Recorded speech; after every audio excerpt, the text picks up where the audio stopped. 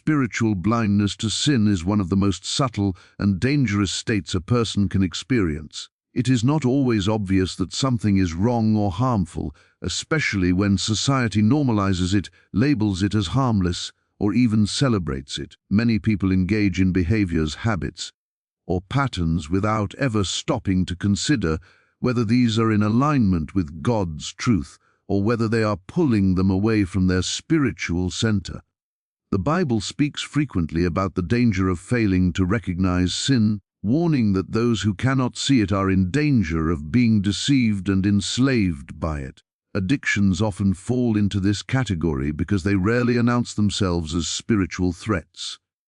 Instead, they present themselves as comforts, pleasures, or even necessary ways to cope with life's challenges.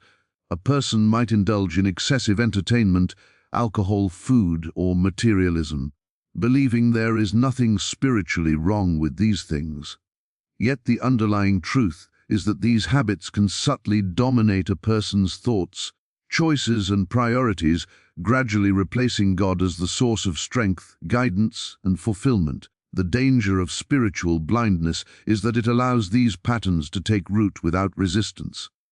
A person may pray, attend worship, or engage in spiritual practices, yet remain unaware that these addictions are undermining their relationship with God. The heart and mind become divided because part of a person's life is being surrendered to something other than God.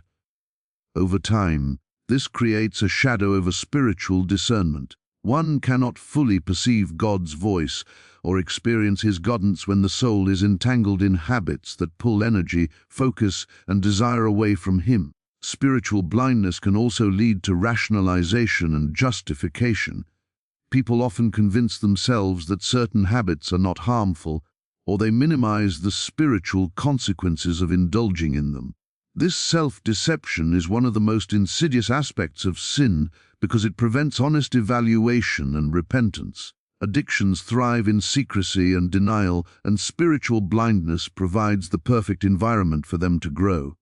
God's warnings are clear. When a habit, desire, or pattern begins to control a person more than their faith and trust in God, it becomes a form of bondage. Yet most people ignore these warnings because they do not recognize the subtle ways in which their lives have been compromised.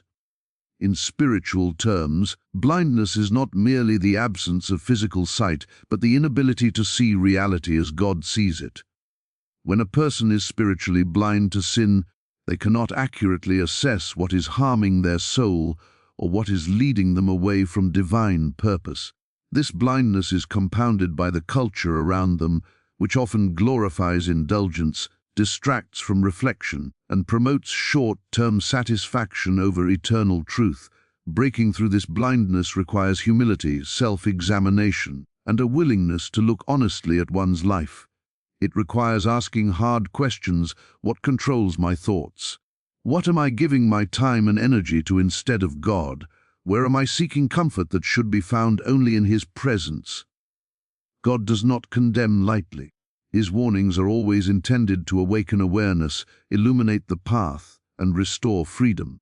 The first step toward liberation from addiction is acknowledging spiritual blindness and allowing God to shine light on the areas of life that have been neglected, ignored, or compromised. Only then can a person begin to experience true freedom, not through force or willpower alone, but through alignment with divine truth, clarity of perception, and the guidance of the Spirit. Spiritual blindness may hide dangers for a season, but God's truth ultimately exposes all that binds the soul, inviting a life of clarity, purpose, and eternal connection. Addictions are not simply bad habits, they are often forms of idolatry, and the Bible clearly condemns anything that takes the place of God in our lives. An idol is anything that a person turns to for ultimate satisfaction, security, or identity instead of seeking God. While many people imagine idols as physical statues or objects of worship, the truth is that idolatry can take countless forms, many of which appear harmless or even necessary. Money, power, fame, relationships, food, entertainment, and substances can all become idols when they dominate the heart and mind. Addiction is the living proof of this form of idolatry, because it demonstrates the human tendency to seek fulfillment outside of God. When a person is addicted to something, that habit, object, or behavior exerts control over their decisions, emotions, and desires. The addictive pattern becomes a substitute for God, providing a sense of comfort, relief, or pleasure that temporarily fills the soul's deeper longing. The danger is that this false fulfillment is fleeting, incomplete, and ultimately destructive. Spiritually, the heart is designed to find its rest and satisfaction in God alone. When an addiction occupies this sacred space, it misleads the soul, offering temporary comfort while depriving the person of true peace, joy, and freedom. The Bible repeatedly warns against allowing anything to rule over the heart, reminding us that we cannot serve two masters. Addiction violates this principle because it positions a created thing, or even a habit, above the Creator. People may convince themselves that they are harmlessly indulging or that their actions are necessary for coping, but God sees the heart's allegiance. Idolatry is a matter of the inner life, not merely external behavior. When the mind and soul are controlled by an addiction, God is being replaced. This is why addictions are so dangerous. They operate quietly, often without visible evidence of destruction at first. A person may maintain appearances, fulfill responsibilities, and even attend worship, yet their inner life is dominated by a force other than God. In this sense, addiction is a subtle rebellion, a surrender of the soul's highest loyalty to something that cannot save, satisfy, or redeem. The consequences extend beyond the individual. Just as idolatry in the Bible brought harm to nations, families, and communities, addictions disrupt relationships, compromise integrity, and weaken spiritual witness. Children, spouses, friends, and colleagues feel the impact of a life where an idol has been placed above God. Moreover, the person themselves suffers in spirit, mind, and body. Breaking free from addiction, then, is not just a matter of discipline or willpower, it is a spiritual reorientation. It requires recognizing the idol for what it is, admitting that it has replaced God in one's life, and surrendering it fully. Only when the soul returns to its rightful focus on God does true freedom and restoration begin. God's condemnation of idolatry is not punitive but protective. It is an invitation to realign the heart with its intended source of life, love, and purpose. Those who heed this warning experience liberation, clarity, and a deeper connection with the divine. Addiction may promise satisfaction, but only God can provide the lasting fulfillment that the soul inherently seeks. Recognizing addiction as idolatry is the doorway to spiritual awakening, transformation, and freedom, allowing a person to live fully in God's presence rather than in the empty grip of a false master. The slavery of habit is one of the most insidious forms of bondage a person can experience, and it is often hidden under the guise of comfort, routine, or even necessity.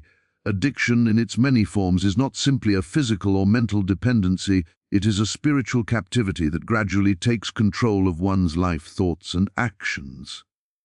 A person may believe they are in control, making conscious choices, yet the repetitive nature of addictive behavior slowly erodes freedom. The Bible frequently speaks of bondage and freedom, reminding us that anything that dominates the heart and mind apart from God is a form of slavery. Habits, when unchecked, become chains that restrict the soul, cloud judgment, and limit the capacity to live fully in divine grace. Addiction is particularly deceptive because it disguises itself as pleasure, relief, or necessity. A person might rely on substances, entertainment, work, or even relationships to feel secure, validated, or comforted. What begins as a choice can quietly develop into a compulsion, as the mind and body grow accustomed to dependency. This compulsion creates a cycle where the individual repeatedly seeks what temporarily satisfies, yet never fills the deeper need of the spirit. Over time, the habit dictates behavior rather than the person's higher intentions or spiritual understanding. The soul, designed to find its fulfillment in God, becomes tethered to something transient and limited, creating emptiness, restlessness, and vulnerability. The enslaving power of addiction also affects the mind, making rational thought and spiritual discernment increasingly difficult. When a habit dominates attention and energy, the ability to perceive truth, act with wisdom, and cultivate meaningful spiritual connection diminishes.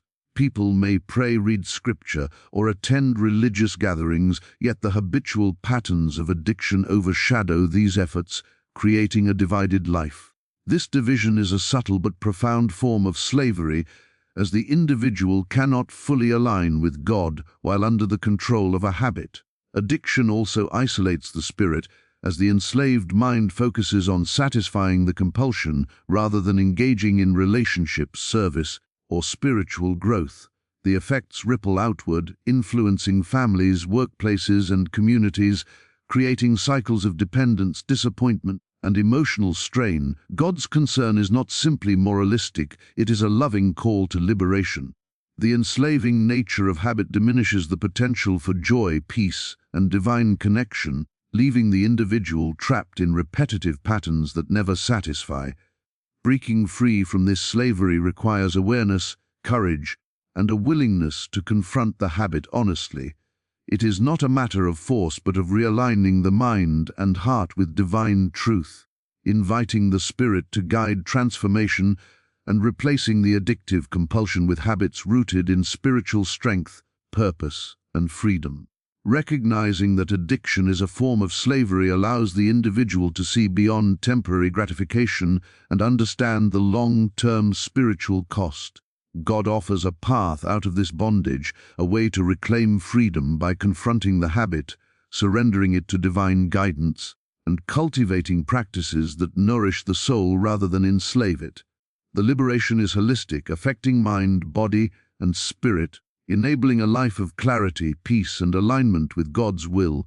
The slavery of habit may seem subtle, but its chains are real, and God's guidance provides the key to break free, restore balance, and live in true spiritual freedom. Addictions not only affect the individual, but also profoundly impact relationships and communities, often in ways that go unnoticed until the damage becomes severe. The Bible emphasizes the importance of love, compassion, and harmony within families, friendships, and society at large, warning that behaviors which harm these bonds are contrary to God's intention for human life. When a person succumbs to addiction, the consequences ripple outward, touching everyone around them. Families often bear the heaviest burden. As trust is broken, responsibilities are neglected, and emotional stability is disrupted. Parents struggling with addiction may unintentionally fail to provide guidance, security, or example for their children, leading to cycles of confusion, resentment, and emotional pain. Spouses can experience betrayal, disappointment, and a sense of helplessness when addiction interferes with shared goals, intimacy, or mutual respect. Friendships are also affected as patterns of compulsive behavior, secrecy, or emotional volatility strain bonds that might otherwise provide support, joy, and encouragement. Beyond the family, communities suffer as well. Addictive behaviors can manifest as absenteeism, irresponsibility, or even crime, creating social disruption and undermining collective well-being. Relationships, by their very nature, require presence, honesty, and reliability, yet addiction erodes these qualities, leaving emptiness, hurt, and a sense of betrayal. Spiritually, this disruption is particularly concerning because humans are designed to live in interconnection, reflecting divine love and unity. God's warnings about addiction are not simply about individual morality, they are about preserving the integrity and health of communities that rely on mutual care and responsibility. When a person prioritizes a habit or compulsion over their responsibilities to others, they are acting in a way that ultimately dishonors God's design for relationships. Addiction also isolates the individual, creating a distance not only from God, but from those who might offer support and love. People who struggle with addictive behavior often hide their habits, deny the consequences, or rationalize their actions, which prevents honest dialogue and meaningful repair of relationships. The spiritual and emotional toll is immense because human connection is a reflection of divine connection, and addiction interrupts that flow. Breaking this pattern requires acknowledgement of both the personal and relational impact of addictive behaviors. God calls individuals to take responsibility not only for themselves but also for the well-being of those around them. Healing and restoration often involve seeking help, making amends, and cultivating habits that strengthen rather than weaken bonds. In spiritual terms, overcoming addiction restores the natural order of giving and receiving love, trust, and accountability. When the individual begins to align with God's guidance, relationships are renewed, communication becomes honest, and the ripple effect of the addiction is gradually reversed. Communities also benefit when members commit to integrity, responsibility, and compassion, creating environments where growth, support, and spiritual flourishing can occur. God's concern for relationships underscores that addiction is not a private matter, it affects the social and spiritual fabric around us. Recognizing the destructive impact on families, friendships, and communities is crucial to understanding why God condemns these behaviors. By embracing spiritual discipline, awareness, and guidance, individuals can break free from the grip of addiction, restoring not only their personal freedom, but also the harmony, trust, and love that relationships and communities depend upon. The effects of addiction are profound, yet divine guidance offers the path to repair, reconciliation, and spiritual renewal, allowing the individual and those around them to thrive in the fullness of God's design. Addictions not only affect the individual, but also profoundly impact relationships and communities, often in ways that go unnoticed until the damage becomes severe. The Bible emphasizes the importance of love, compassion, and harmony within families, friendships, and society at large, warning that behaviors which harm these bonds are contrary to God's intention for human life. When a person succumbs to addiction, the consequences ripple outward, touching everyone around them.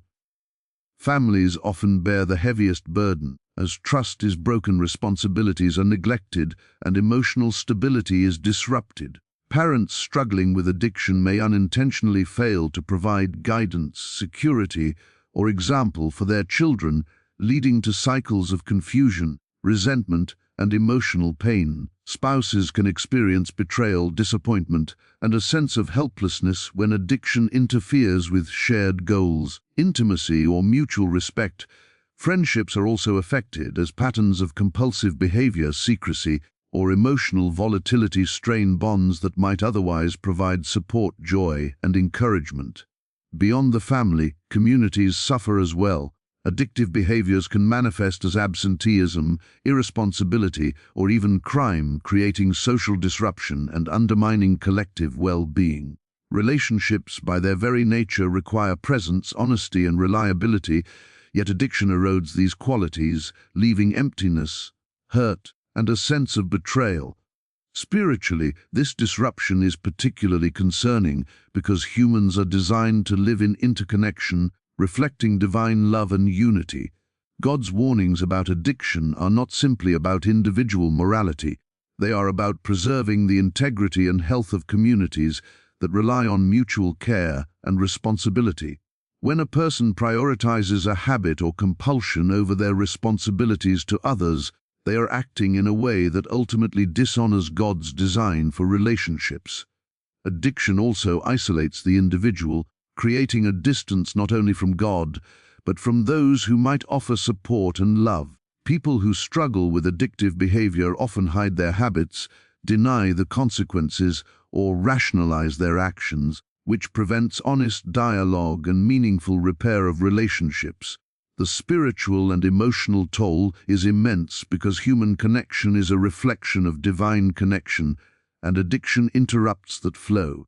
Breaking this pattern requires acknowledgement of both the personal and relational impact of addictive behaviors. God calls individuals to take responsibility not only for themselves but also for the well-being of those around them. Healing and restoration often involve seeking help, making amends, and cultivating habits that strengthen rather than weaken bonds.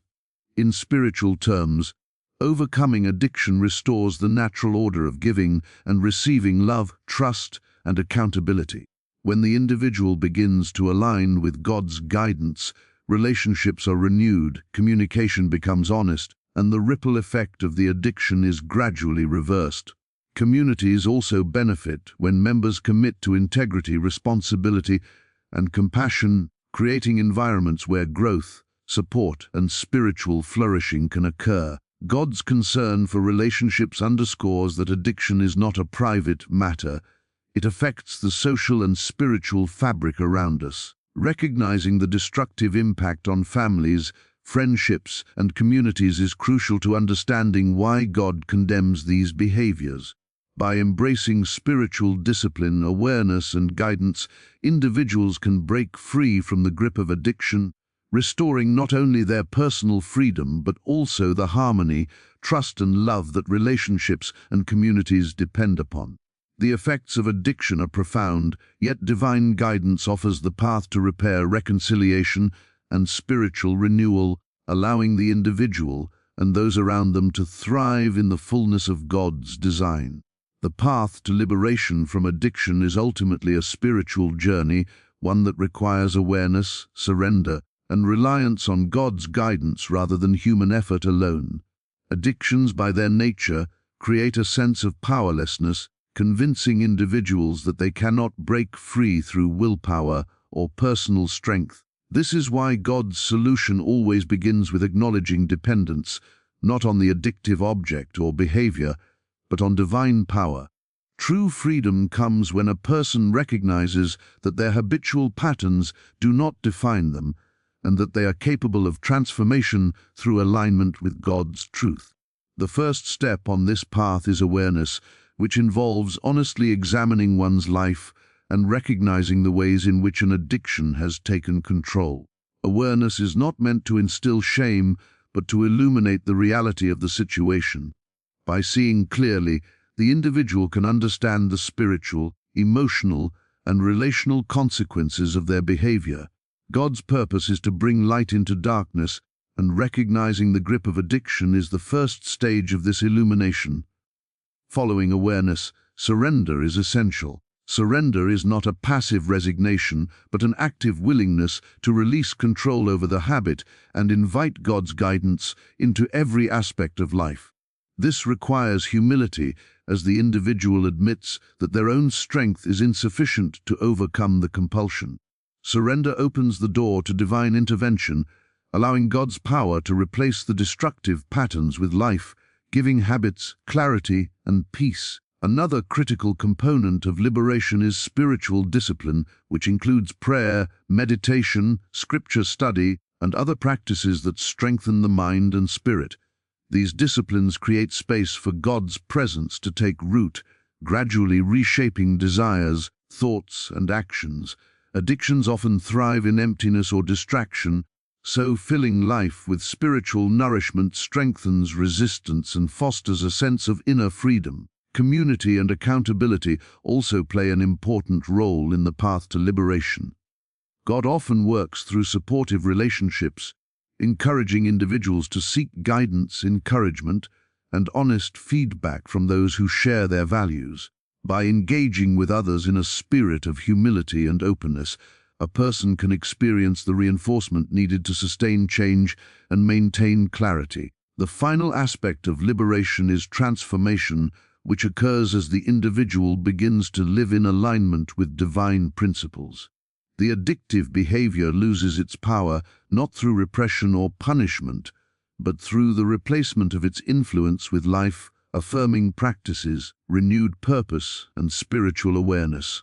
God's warnings against addiction are not arbitrary. They are invitations to this very process of awakening and freedom. When followed faithfully, the path to liberation results in more than just abstinence from destructive behaviors. It creates a life marked by clarity, joy, and the ability to experience God fully in every moment. The individual is no longer enslaved by impulses, but is guided by discernment, peace, and alignment with divine will.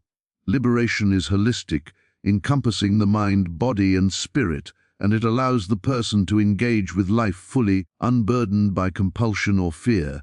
By trusting God, embracing spiritual practices, seeking support, and surrendering habitual control, the individual finds freedom that is lasting and transformative. God's guidance turns the former chains of addiction into opportunities for growth, deeper connection and purpose, proving that no habit is too powerful to be overcome when the soul is willing to align with divine truth. Freedom through God is not temporary, it is a restoration of the soul's natural state of peace, clarity, and fulfillment, allowing the individual to live fully, freely, and in harmony with the divine plan. In reflecting on the 7 dangerous addictions God condemns, it becomes clear that these are not merely personal struggles but spiritual realities with profound consequences for our souls, our relationships, and our communities. Addiction in all its forms begins subtly, often disguised as harmless pleasure, comfort, or even necessity. Yet beneath the surface it carries a weight that enslaves the heart and mind.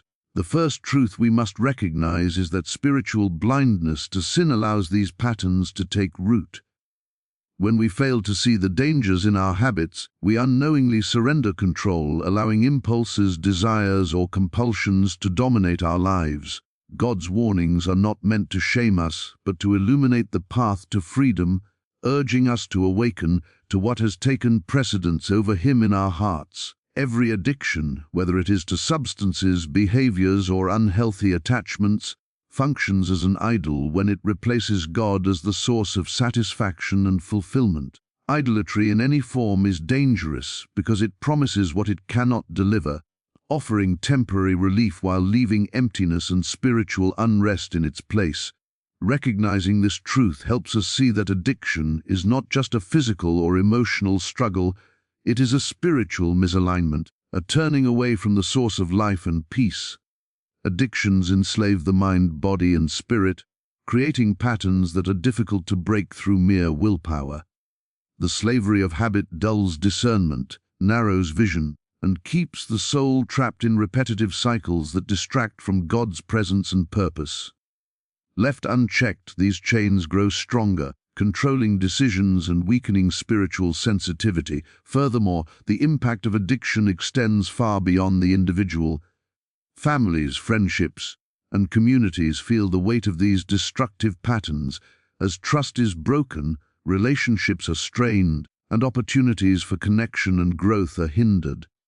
God's concern is holistic, emphasizing that our spiritual choices affect not only our lives but the lives of those around us. Yet, God does not leave us in bondage. He offers a path to liberation through awareness, surrender, spiritual discipline, and reliance on His guidance.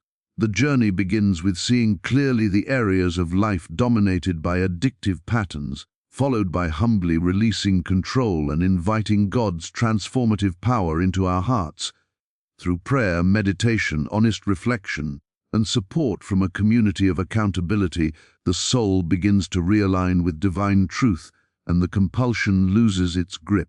Liberation is not merely freedom from the behavior itself, but a restoration of the mind, body, and spirit to their intended state of clarity, peace, and purpose. In God's light, the chains of addiction are transformed into opportunities for growth, healing, and deeper connection, revealing that no habit is too powerful to be overcome when the heart seeks alignment with Him. Ultimately, God's warnings are not threats but invitations to live fully, freely, and faithfully. By heeding these warnings, acknowledging the idols in our lives, and committing to spiritual transformation, we can step into a life of genuine freedom, joy, and divine connection, experiencing the abundant life that God always intended for us.